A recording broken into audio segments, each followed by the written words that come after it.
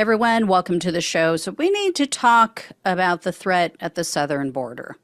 We need to have a serious discussion about the dangerous and potentially violent people that are flooding into Texas. I am not referring to immigrants, though. I'm talking about the gun-toting MAGA nuts who are falling for the right-wing hysteria about immigrants once again.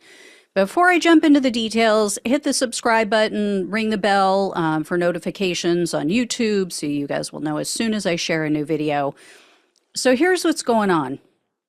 Thanks to the fear and hysteria manufactured by right-wing news outlets, and I say that with kindness, quote unquote news, and all the grifters out there online, it's just, they've ginned up all this fear. I'm sure you guys know Texas had placed barbed wire in the water that was along their coast, or is along their coast, so that immigrants would get all cut up if they tried to cross into the U.S.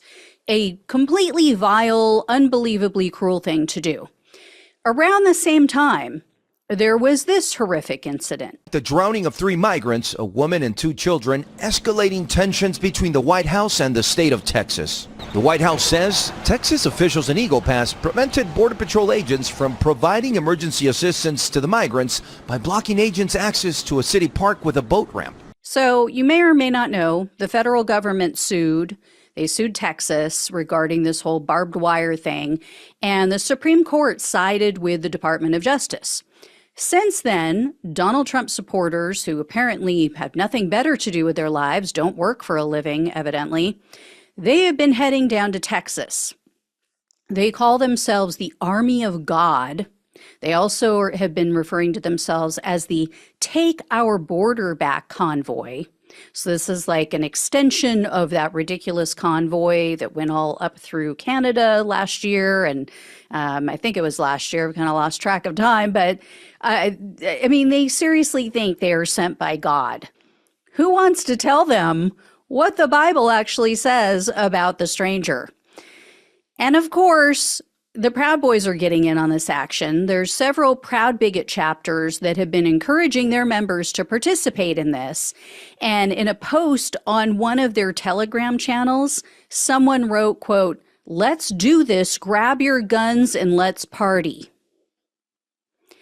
Then the Daily Beast is now reporting that this convoy has turned into basically like a big wine fest for the January 6th convicts. And I don't mean like wine out of a bottle. I mean like wine like boo-hoo, woe is me, like we're all victims, you know, typical BS. The group had stopped in Alabama.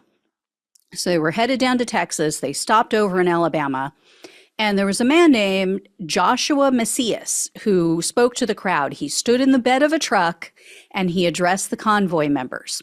Now, Macias should sound familiar to you if you've been watching this show for a while, you've been following my coverage of January 6th, because Macias was at the Capitol on January 6th. He has never been charged. He's never been arrested for committing any crimes that day. But we do know for a fact that he was there. He's also the co-founder of Veterans for Trump. And he was one of the men seen in that infamous documentarian's video on the night of January 5th of 2021.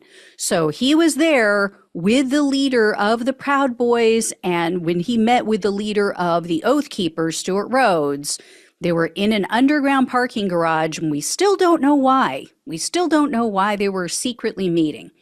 So not only did Macias take part in that suspicious meeting, but he was also convicted and sentenced after the 2020 election because he showed up outside of the Philadelphia vote counting facility with an assault rifle, and then they found hundreds of rounds of ammunition in his vehicle. So complete conspiracy nut. So Macias told this crowd, this, take back our border crowd and loons, quote, "Yes, we are taking our border back. We also want to take our country back." So when Macias was done speaking, a woman stood up. She addressed the group. She was going on and on about the January 6th patriots, as she referred to them. And then eventually the crowd started chanting Ashley Babbitt's name.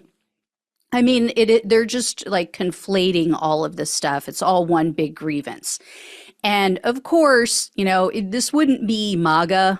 It wouldn't be a clown show from MAGA without drama and comedy. So big dramedy. So no surprise here, but these paranoid people are warning each other that this convoy is a Fed trap. And then they're likening it to January 6th. And then one man was reportedly kicked off of the main convoy bus, and without his wallet, they just pulled over to the side of the highway in South Carolina, apparently, and just ditched him. They just literally kicked him to the curb. Don't know why, but, his behavior had to have been beyond deranged. If this group didn't want to hang with him, if this group was like, no, you are a bridge too far, you got to go.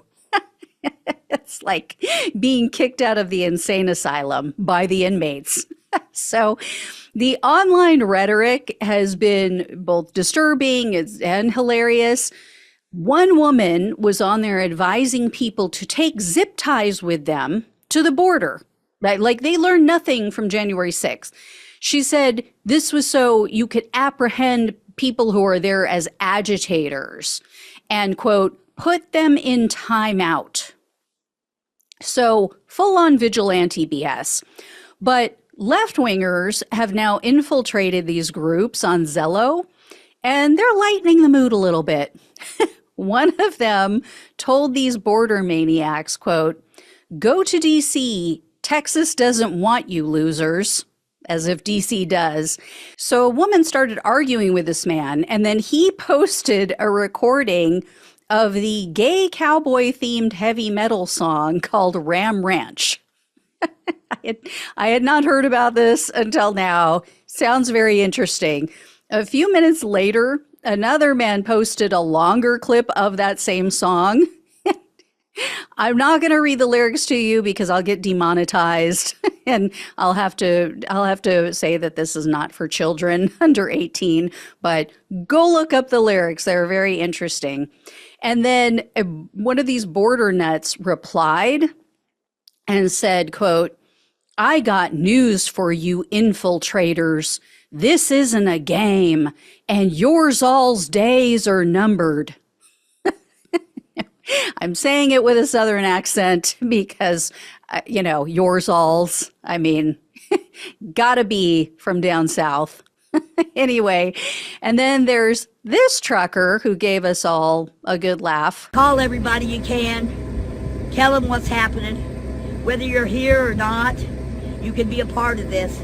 I can tell you right now, I was a part of the convoy from my house for as long as I could until I could get my truck fixed.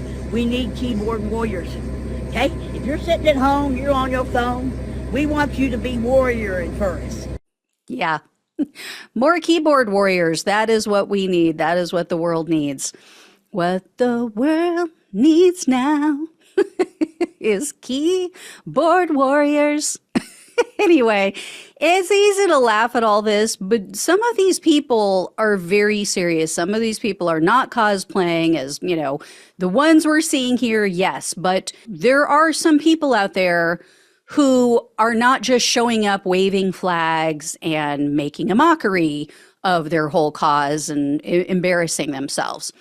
Because about a week ago, Border Protection Services had to evacuate a migrant processing facility that was just outside of Eagle Pass, Texas.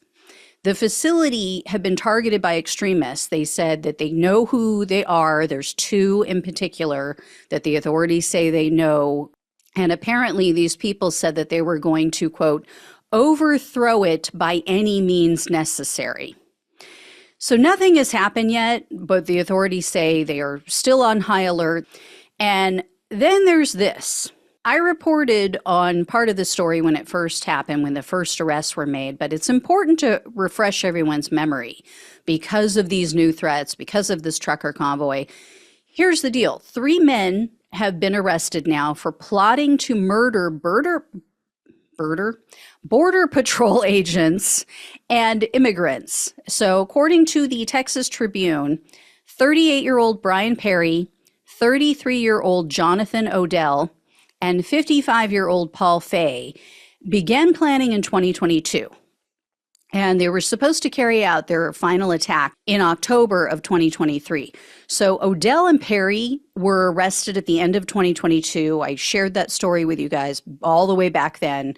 They were charged with numerous counts, including attempted murder of a federal officer, not because of what they were plotting at the border, but because when the feds tried to arrest them for that plot, they shot at the agents. So Fay had not been arrested until just recently. He was just arrested and charged, but only with one count of possession of an unregistered firearm silencer. Evidently, Fay had been unknowingly communicating with an undercover FBI agent for almost a year. They met on TikTok and they were discussing a plan to, quote, stir up the hornet's nest at the border. So, as with the other two, Fay had discussed taking bulletproof vests off of deceased CBP agents after they murdered them. So, they were going to murder these Border Patrol agents, take their guns and take their vests, and then keep moving on to more people. And in several other conversations with this undercover agent, Fay had repeatedly referred to the, quote, invasion at the southern border. Gee, I wonder where he got that. And then he spewed out the same great replacement conspiracy theory that we have all heard from racists like Tucker Carlson and all these other weak white fright grifters. So this is the result of all of this right-wing propaganda, all of this fear that they use to get these people tuning back in night after night after night. It is stochastic terrorism, essentially. They are ginning up fear and hate that is leading to real world threats, real world issues, and a potential catastrophe at the border.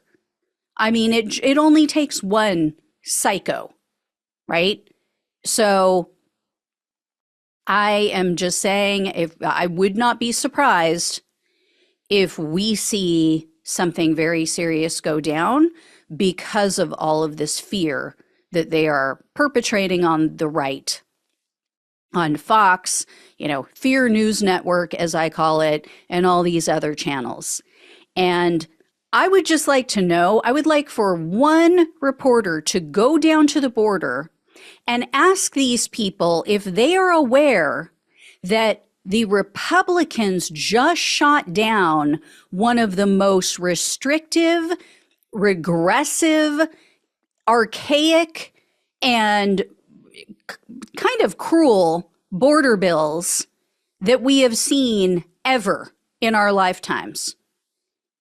I would like them to ask all of these border nuts who uprooted their lives, left everybody at home to travel to the border, to go protect the border, take the border back.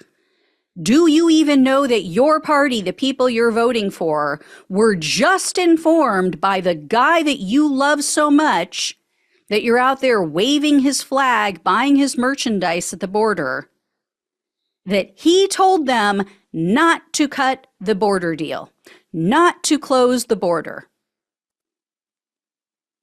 Not that it's open, like they say that it is, but he said, do not do a deal to protect our country because I would rather it sit the way it is for the next year so I have a political win. Just want one reporter to ask them. If I had the time, I would do it myself. But anyway, all right, I will let you all know if I hear any more. Thank you so much for watching and listening. Please like, share, and subscribe to the channel if you have not. Please donate if you possibly can. Love you all. Take care. Talk with you soon.